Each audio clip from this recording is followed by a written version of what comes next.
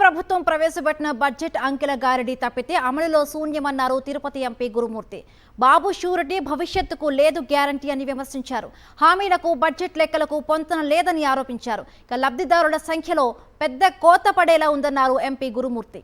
కూటమి పార్టీలు అధికారంలోకి వచ్చిన తర్వాత ప్రవేశపెట్టినటువంటి పూర్తి స్థాయి బడ్జెట్లో ఎలక్షన్లో ఇచ్చినటువంటి హామీలకు కేటాయించినటువంటి నిధులకు కానీ ఏమాత్రం పొంతన లేదు. కేవలం అంకెల గారిడీ తప్పితే అమల్లో మాత్రం వీళ్ళు చేస్తున్న శూన్యమని మనకు అర్థమవుతా ఉంది. ఈ బడ్జెట్లో ప్రజల ఆశలకు కానీ ఆకాంక్షలకు కానీ అలాగే ప్రజలందరూ అభివృద్ధిపై పెట్టుకున్నటువంటి ఆశలన్నీ ఆవిరైపోయాయి నా అభిప్రాయం. మరోసారి రాష్ట్ర ప్రజలు చంద్రబాబు గారి హామీలతో మోసపోయారన్నది స్పష్టమైంది.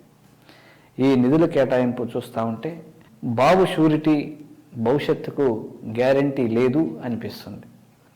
లబ్ధిదారుల సంఖ్యలో పెద్ద పెద్ద కోతలు పడేలా చేయబోతున్నారని అర్థమవుతాం. అదే వైఎస్ జగన్మోహన్ రెడ్డి గారి యొక్క హయాంలో గత ప్రభుత్వంలో ఏ పథకాన్ని కూడా ఏ తారీఖుల్లో మనం అమలు చేయబోయేది స్పష్టంగా ప్రకటించేవారు. అలాగే బడ్జెట్లో కూడా అలాంటి చిత్తశుద్ధి నిజాయితీ కనిపించేది.